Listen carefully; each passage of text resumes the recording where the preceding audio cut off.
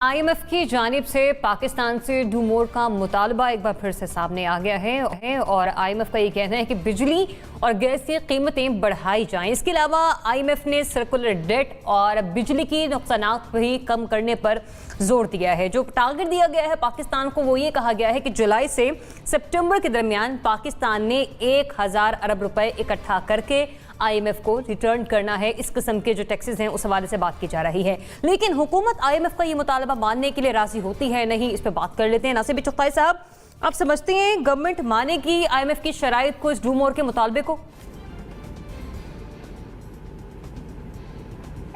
देखिए, गवर्नमेंट ने मुआहदा किया हुआ आईएमएफ से, आईएमएफ की शराइत के ऊपर, और वो जब भी आईएमएफ शर्त लगाती है तो वो इस मुफाद उसके अपने मुफाद में होती है कि ये इतना टैक्स लगा दें कि मेरा कर्जा वापस कर सकें।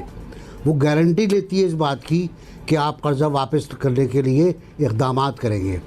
तो हुकूमत को जो इक़दामात तजवीज़ की आईएमएफ ने, हुकूमत ने वो करने हैं, चाहे ना चाहें, रोएं गाएं, कुछ भी करें, माजी की हुकूमतों को बुरा भला कहें, 72 साल के निज़ाम को बर्बाद कर दें बुरा, लेकिन करना वही है।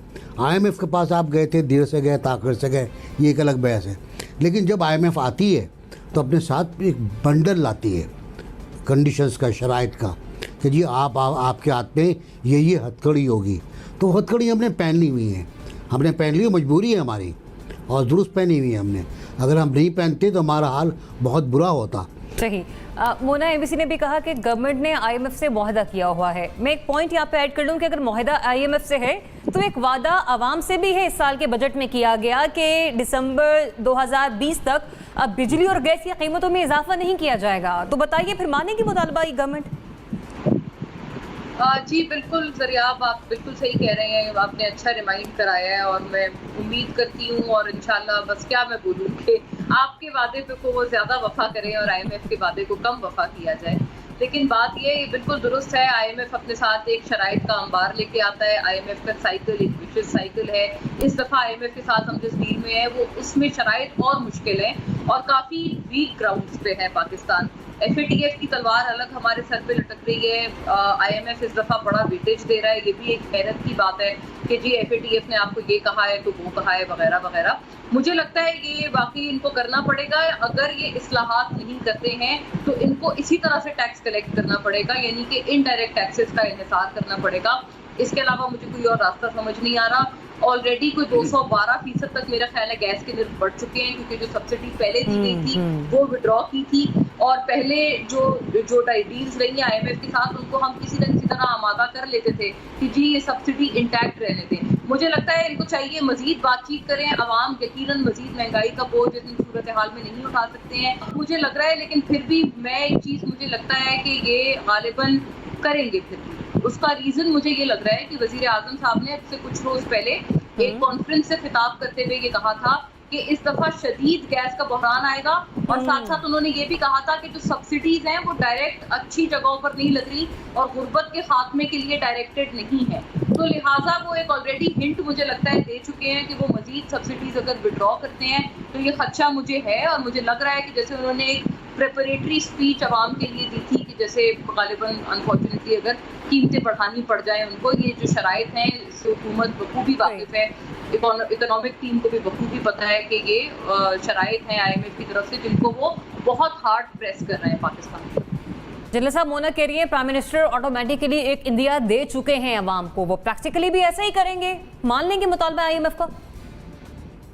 देखिए ज़रियाब, ये गलती वहां से हुई या होती है जब हम आईएमएफ के पास जाते हैं। कर्जा वैसे भी बुरी चीज है, लेकिन आईएमएफ का कर्जा तो बहुत ही बुरी चीज है, क्योंकि वो किसी भी मुल्क की इकोनॉमी को ठीक करने के लिए नहीं देते, वो आपको बर्बाद करने के लिए देते हैं। उनके 3-4 मुतालबे होते हैं। वो ये कहते हैं कि जनाब अपने जो एसेट्स हैं वो बेचें, यानी प्राइवेटाइजेशन को तेज करें। वो कहते हैं कि आप अपने बिजली और गैस वगैरह की चीजों इनकी कीमतें बढ़ाएं। जब आप इनकी कीमत बढ़ाते हैं तो आपकी कॉस्ट ऑफ प्रोडक्शन फैक्ट्रीज में बढ़ जाती है, जिसकी वजह से आपकी एक्सपोर्ट्स बैठ जाती है, क्योंकि इंटरनेशनल मार्केट में आप कंपेटेबल नहीं रहते। फिर वो आपको कहते हैं अपना डिस्काउंट रेट बढ़ा दें। डिस्काउंट रेट यानी बैंकों में जब आप मार्कअप की शरह बढ़ाते हैं तो वो बिजनेस जो है वो बैठ जाते हैं, इस वजह से कि कर्जा बड़ा महंगा हो जाता है। आपने देखा हमारा डबल डिजिट्स में और बड़े ज्यादा रेट्स थे। और उसके साथ साथ फिर आपको टैक्स रिफॉर्म के नाम पे वो कहते हैं एडिशनल टैक्स लगाएं।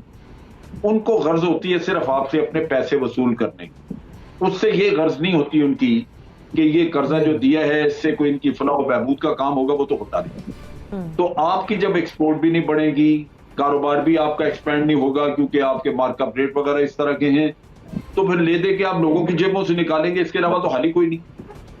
तो आज नहीं बढ़ाएंगे तो कल बढ़ा देंगे, ये बढ़ेंगे सही, इसके अलावा कोई चारा नहीं है। क्योंकि आपने जो कर्जा लिया वो आपने अदा करना है, और वो जिनसे लिया है वो आपको अपनी टर्म्स जो है वो डिक्टेट कर रहे हैं, वो बता रहे हैं कि जी हमें पैसा चाहिए वापस, ये काम करें ताकि हमें नजर आए कि आप पैसा इकट्ठा कर रहे हैं। तो ये एक मसला है जहां पे मेरा ख्याल है कि कीमतें बढ़ेंगी। ये इब्राहिम आपको पॉइंट किया इस पर? देखें, जब ये हुकूमत आई तो इस हुकूमत का ये मौक़िफ़ था कि इन्हें बहुत बुरे हालात में मईशत मिली और इन्होंने कहा कि कर्ज़ों का बोझ भी बहुत ज़्यादा है और हमें इस्लाहात लेके आनी है।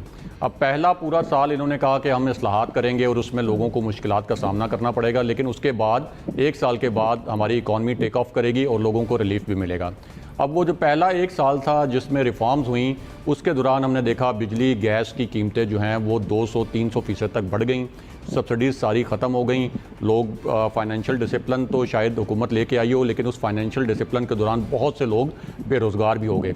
लेकिन फिर हमने देखा दूसरे साल के अंदर भी वो टेक ऑफ इकॉनमी का हमें अब तक नज़र नहीं आया। 2 साल कंप्लीट हो गए और अभी भी वो रिफॉर्म्स का अमल जो है वो जारी है। अब हुकूमत जो आपको मैक्रो जो इंडिकेटर दिखाती है, मिसाल के तौर पर कि आपका करंट अकाउंट डेफिसिट जो है वो बड़े अच्छे तरीके से मैनेज हो गया है, आपकी एक्सपोर्ट्स बढ़ गई हैं, आपका ज़र मुबादला जो है वो रिकॉर्ड अब बन रहे हैं जो पाकिस्तान में आ रहा है, लेकिन अवाम देखते हैं कि उनको ग्राउंड पे क्या मिल रहा है, यानी माइक्रो लेवल पे कुछ नहीं हो रहा। माइक्रो लेवल पे ये जो बड़े फिगर हमें बड़े अच्छे नज़र आते हैं, असल तो मसला ये है कि अवाम को इनका क्या फ़ायदा हो रहा है।